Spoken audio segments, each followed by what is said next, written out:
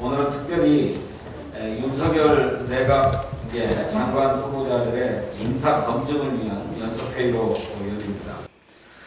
매일 쏟아지는 윤석열 내각 후보자들의 불공정과 불법, 비리 이런 것들이 우리 국민 보기에 정말 민망할 수준입니다. 정상적인 후보라고는 정말 찾아보기가 힘듭니다. 어제 예정되었던 그리고 또 오늘도 열리기로 했던 한덕수 국무총리 후보자에 대한 인사청문회가 자료 제출 거부와 검증 기피로 또다시 불가피하게 연기되었습니다. 민주당은 국민 눈높이에서 철저하게 후보자들을 검증할 것임을 이미 약속드린 바 있고 이를 위해서 상임위별로 현재 제기되고 있는 장관 후보자들의 의혹들에 대해서 국민께 상세하게 보고드리고자 합니다. 먼저 박홍근 원내대표의 모두 발언을 듣겠습니다. 네, 어제 예정된 한덕수 총리 후보자 청문회가 연기됐습니다. 후보는 자료 제출로 버티고 국민의힘은 일정 조율에 전혀 협조를 하지 않는 탓입니다. 연일 의혹들이 터져 나오는 상황에서도 시간만 끌고 버티면서 맹탕 청문회를 만들겠다는 의도로 보입니다. 어제 저녁 한 총리 후보자의 이해충돌 의혹이 또다시 보도됐습니다. 정호영 후보 배우자가 고급 외제차를 구입하고도 예금이 늘어났다는 새로운 의혹도 드러났습니다. 자고 나면 터져 나오는 윤석열 내각 후보자들의 의혹이야말로 당선인이 말하는 부패 완판에 다름없습니다. 그간 인수위와 윤석열 당선인은 인사를 왜 어떤 기준으로 하는지도 밝히지 못하고 밀실 인사로 일관해 왔습니다. 그 결과는 국민 갈등만 유발하는 비리 인사, 온갖 특혜로 점철된 찬스 인사, 비전이라고는 찾아볼 수 없는 무지성 인사였습니다. 공정, 상식, 실용이란 기치를 내건다고 가려지겠습니까? 윤석열이란 이름 석자 외에는 어떤 기준도 찾아볼 수 없는 그야말로 인사 대참사입니다. 윤석열 당선인은 정부를 국정 운영이 아닌 부패 완판 친목 집단으로 만들려는 것인지 묻지 않을 수 없습니다. 자료 제출을 거부하는 것은 검증을 회피하는 것이며 국민에 대한 기본적 도리조차 저버리는 것입니다. 인수위와 윤 당선인도 초화 침식 이벤트나 관저 쇼핑 같은 보여주기에 연연을 할 것이 아니라 민생을 위해 일할 내각 인선에 집중하길 촉구합니다. 또한 이러한 인사 대참사를 초래한 경위와 책임 소재를 명확히 밝히고 국민 앞에 사과하는 것이 마땅합니다. 민주당은 앞으로 더 철저한 국민검증을 통해서 민생 내각을 꾸리는 데 최선을 다하겠다는 약속을 드립니다. 이상입니다. 예, 제가 서류를 하나 보여드리겠습니다. 한번 좀 관심 있게 봐주시기 바랍니다. 아주 귀한 서류입니다. 이 서류가 뭐냐면요, 저희 한덕수 국무총리 후보자, 이 민주당과 정의당 인천특위위원들이 정말 집요하게 자료 제출을 요구해서 받은 것입니다. 한 후보자에게 요구했던 것은 무엇이었냐면은 김현장에서 활동한 내역이 무엇이냐, 고문료를 20억 받았다고 했는데 어떤 일을 하셨느냐, 본인께서 직접 적어서 제출해 달라고 했더니 한 장 반짜리, 두 장짜리가 이렇게 왔습니다. 내용상으로는 한 장 반 정도 됩니다. 우리나라 임금 근로자 2,130만 명 중에 월 임금이 200만 원도 못 받는 분들이 자그마치 1,000만 명에 가깝습니다. 근데 이 내용을 보시면은 한덕수 후보자가 2017년 12월부터 이 후보자로 지명되기 직전까지 4년 4개월 동안 김현장에서 4건의 간담회 등 행사에 참석하고 20억을 받았다는 내용입니다. 19년에 3번의 행사가 활동이 있었고요. 21년에 한 번 더해 간담회 4번이 전부입니다. 고작 간담회 4번을 하고 20억이라는 상상을 초월하는 액수를 수령했다는 얘기입니다. 내용을 한번 볼까요? 홍콩 라운드 테이블에 참석했다. 19년 5월입니다. 그 다음에 한 베트남 금융투자협력 간담회에 참석했다. 19년 6월입니다. 베트남 총리 기업 간담회에 참석했다. 19년 11월입니다. 베트남 국회의장 공식 방한 기업인 간담회에 참석했다. 21년 2월입니다. 이 4건의 행사를 본인이 김현장에서 4년 4개월 동안 20억의 고문료를 받으면서 한 내용이라고 우리 인청특위에 제출을 했습니다. 한 후보자가 그간 뭐라고 했습니까? 본인의 김현장에서 활동 내역에 대해서 국내 기업의 해외 진출과 네트워크 형성을 도왔다고 말했습니다. 또 해외 기업에게 한국 경제를 설명했다고 말했습니다. 국익을 위해서 대단한 일을 해온 것처럼 주장해온 것입니다.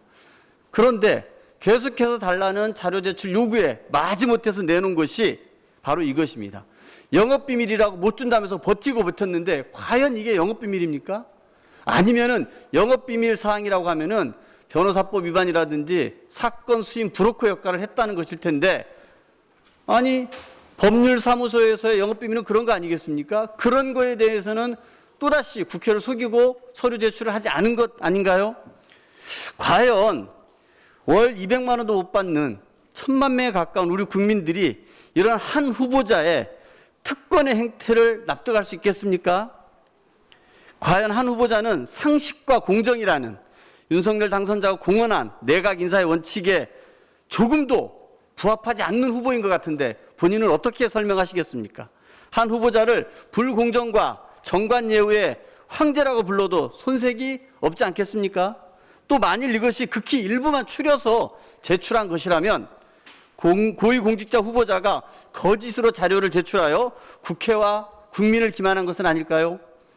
윤석열 당선인은 과거에 이런 말을 했습니다. 정관예우가 일어났는지 안 일어났는지와 무관하게 국민께서 걱정하는 일이 없도록 하겠다고 단언했습니다.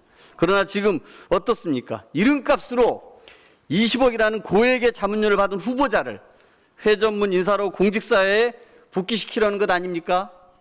민주당은 오늘 2일과 3일로 예정된 한 후보자 청무제에서 한 후보자의 불공정과 정관예우의 실체를 낱낱이 밝히도록 하겠습니다.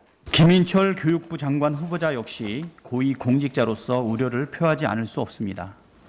전 국민적 관심사이자 민감하고 섬세한 교육 문제를 다루기에 부적절하다, 아니 위험한 분이라곤 지적이 끊이지 않고 있습니다. 후보자 지명 이후 지금까지 제기된 의혹만 무려 15가지에 달합니다. 제기된 문제 하나하나가 대한민국의 미래가 달린 국가 교육 정책을 책임지는 수장으로서 자질을 의심케 하는 주옥 같은 의혹들입니다. 한국외국어대학교 총장으로 근무하면서 50억대 회계부정 의혹으로 교육부로부터 고발당한 이력까지 있습니다. 소수 특권 학생에게 학점 특혜도 거리낌 없이 줬습니다. 딸 학교 진학을 위해서는 자녀의 주민등록 신고도 허위로 했다는 의혹이 있습니다. 풀브라이트 장학회 회장으로 있는 동안에 자신의 딸에 1억 원이 넘는 장학금 혜택을 줬다고 합니다.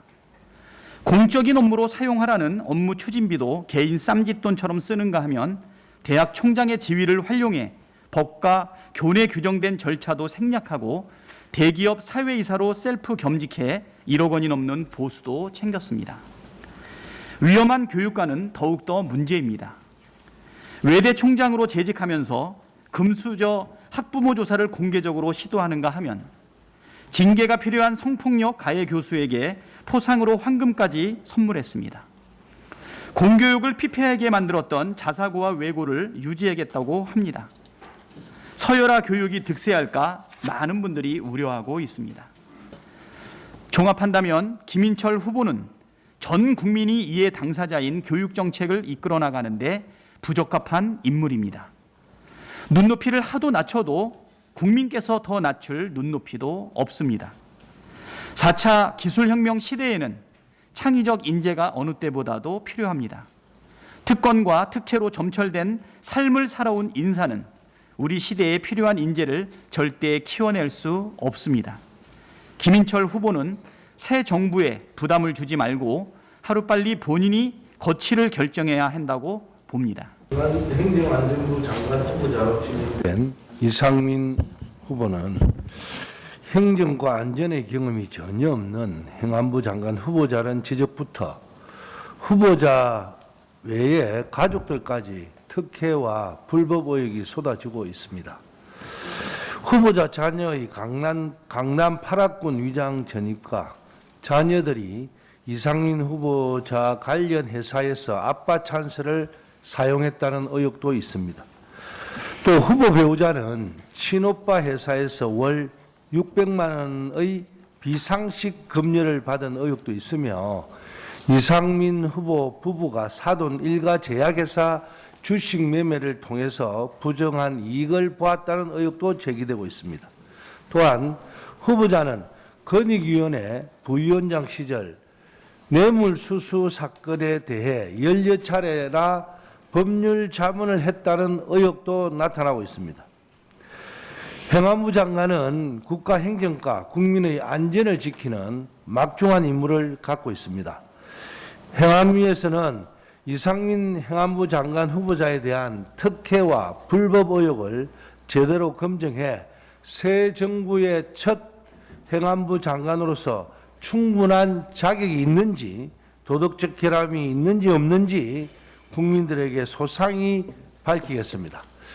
여야가 간사가 합의한 정원 네 분이 동시에 정인으로 출석하지 못하겠다는 이야기를 듣고 지금 2시부터 우리가 춘천에서 기자회견을 할 예정입니다. 거기에서 아마 그 네 분의 못 오겠다는 소명 자료를 보면 참 너무나 어이가 없어서 이 국회가 여태까지 해왔던 관행이 과연 국민을 위해서 해왔던 청문 절차가 이렇게 이런 문제로 사소한 문제로 출석을 못하겠다 하는 것이 과연 올바른 상식에 적합한지 야당 원 간사에게도 요구를 했고 또 후보에게도 전화를 해서 요구를 해봐라고 했습니다. 그래서 어쨌든 오늘 이 문제를 가지고 기자회견 하면서 소상히 밝힐 내용입니다. 자료 없이 검증 없고 사실 없는 청문회는 불가능합니다. 정호영 보건복지부 장관 후보자는 본인에게 제기되는 각종 의혹들에 대해서 정말 검증받고 해명할 마음이 있는지 묻고 싶습니다. 민주당의 보건복지위원들은 인사청문회법에 따라 재적위원 3분의 1 이상의 동의를 받아 정 후보자의 인사청문회에 필요한 자료들을 3차례 요구했습니다. 하지만 자녀의 경북대 의대 편입학, 아들의 병역 의혹을 검증하기 위한 핵심 자료들에 대해서 돌아온 답변은 개인정보를 이유로 제출이 불가능하다는 것이었습니다. 경북대의 경우 정 후보자 자녀가 입학했던 2017년과 2018년 전형 평가위원들의 명단과 자녀에 대한 평가표를 공개하지 않았습니다. 의대 편입학 관련 협의체와 입학 전형위원회 구성원 공개도 거부했습니다. 아들의 연구활동 관련 상세 내역도 거부합니다. 경북대 총장이 대학의 자부심에 큰 상처를 주고 있다며 적극적으로 협조하겠다는 말은 빈말이었습니다. 그러다 보니 언론에서도 빈 깡통이라고 지적하고 있습니다.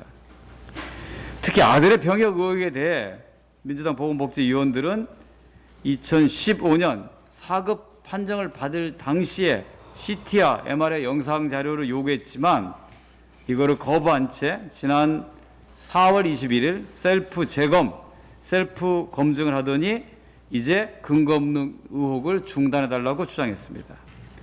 국회는 아들의 지금 몸 상태를 궁금해하지도 알고 싶지도 않습니다. 그야말로 개인정보에 속하기 때문입니다. 국회가 원하는 것은 당시에 CT, MRI 자료를 내놓으라는 것입니다. 국회 증언감정법에 따르면 군사, 외교, 대북 관계의 국가 기밀에 관한 사항을 제외하고는 누구든지 이에 따라야 하며 정당한 이유 없이 거부할 경우에는 3년 이하의 징역, 1,000만 원 이상 3천만 원 이하의 벌금에 처한다고 하고 있습니다. 법제처도 개인정보보호법을 이유로 인사청문회 관련된 영상물 제출을 거부할 수 없다고 하는 유권 해석이 있습니다. 정 후보자는 불법은 없었으나 국민의 눈높이가 도덕과 윤리의 잣대라면 거기로부터 떳떳할 수 있다고 말했습니다. 국민의 눈높이로 보면 두 자녀 모두 편입학으로 의대에 입학시킨 전국 유일의 아빠일 뿐입니다. 국회는 정호영 후보자와 자녀의 개인정보에 관심이 없습니다. 공직 후보자가 공직을 잘 수행할 수 있는지 검증하기 위한 정책 역량과 함께 직업, 학력, 경력, 재산, 병역, 범죄 경력 등을 비롯한 사항에 대해서 철저히 검증하고자 할 따름입니다. 정호영 후보자는 국회에 인사청문 관련 자료 요구에 대해서 더 이상 거부하지 말고 철저한 검증을 받으시기 바랍니다. 이동재입니다. 이번 윤석열 정부 내각 후보자들의 사회이사 경력이 논란이 되고 있습니다. 그중에서도 이창양 산업통상자원부 장관 후보자는 사회이사 끝판왕이라고 할 수 있습니다. 국무총리 경력으로 정관 예우를 받은 한덕수 총리 후보자에게 전혀 꿀리지 않는 이력을 자랑합니다. 먼저 2009년부터 2014년까지 5년간 일본계 기업인 TCK의 사회이사를 지냈습니다. TCK는 일제강점기 전쟁 물품을 납품한 전범기업 도카이 카본이 최대 주주로 있는 기업입니다. 이후 2012년부터 6년 동안 SK 하이닉스 사회이사, 2019년부터 최근까지는 LG 디스플레이 사회이사로 있었습니다. 사회이사뿐만이 아닙니다. SK 하이닉스 사회이사를 그만둔 뒤에도 계속 자문위원으로 활동을 했고 LG 디스플레이 사회이사 기간에는 LG 경영개발원의 자문위원도 함께 겸했습니다. 2013년부터 8년간 사모펀드의 자문위원도 맡았습니다. 이러한 자문위원 경력은 인사청문 자료에 모두 빠져 있습니다. 이런 활동으로 기업에서 받은 돈만 10억 원에 달할 것으로 보입니다. 이렇듯 이 후보자는 지난 10년 동안 한국과학기술원의 교수라는 본연의 자리보다 기업들이 퍼주는 대기업의 사회이사, 자문위원 등 꿀 알바에만 몰두해 왔습니다. SK 하이닉스 사회이사와 TKC 사회이사를 겸직했던 해인 2012년부터 최근까지 이 후보자의 단독 논문은 단 2편에 불과합니다. 우리 당 서동영 의원 자료에 따르면 이 후보자는 기업의 사회이사를 하게 된 이후 국내외 학회 활동도 모두 중단했습니다. 2008년 미국에서 열린 학술대회 이후 학회 논문 발표가 전무한 것입니다. 이 후보자는 사회이사로 돈벌이에 나서며 연구활동에 소홀했던 것뿐만 아니라 앞선 이력에서도 철저히 사익을 추구하는 모습을 보였습니다. 이 후보자는 1986년 상공부 사무관 공직에 들어섰습니다.